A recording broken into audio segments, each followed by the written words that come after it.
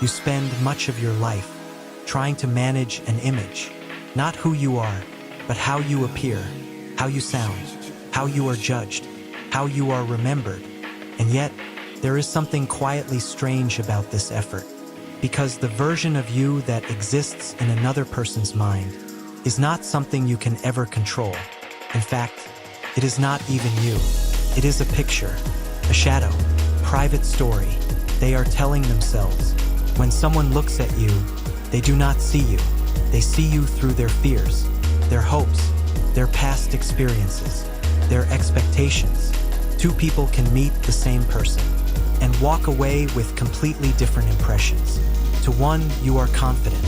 To another, arrogant. To one, kind. To another, distant. Which one is correct? None of them, because each person is not meeting you. They are meeting their interpretation of you. And here is the uncomfortable truth. You do not exist as one person in the world. You exist as many.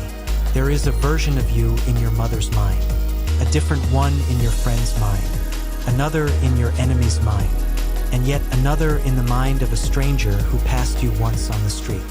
All of them believe they know you. None of them do.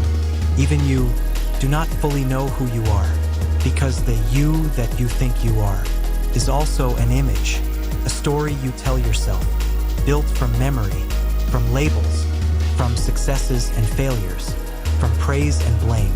You say, "This is me," but tomorrow you will think differently, act differently, desire differently. So which one was the real you? The child you were? The person you are today? Or the one you will become? The self is not a fixed object. It is a process, a movement, like a river pretending to be a stone.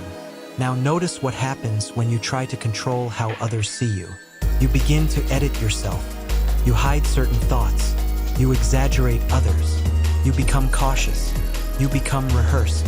Slowly, you stop living and start performing. But no performance can ever succeed, because every audience is watching a different play. You may spend years trying to be understood by someone who is not even looking at you, but at their own idea of you. And this is where the great relief appears. The moment you realize you are not responsible for the images in other people's minds. You cannot climb inside their thoughts and rearrange the furniture. You cannot force clarity where confusion is comfortable. You cannot become what everyone wants you to be. And if you try, you will disappear. So what remains? Only this: to be present, to be sincere, to act from your own center, not to impress, not to defend, not to manufacture approval, but simply to be. Because the paradox is this: the more you try to manage perception, the more artificial you become.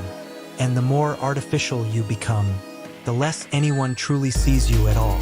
But when you stop trying, when you allow yourself to be natural, imperfect, uncertain, alive, something subtle happens. Those who are meant to understand you begin to recognize you, not the image, not the performance, but the presence behind it. And those who misunderstand you, they were never seeing you in the first place. So let them keep their stories.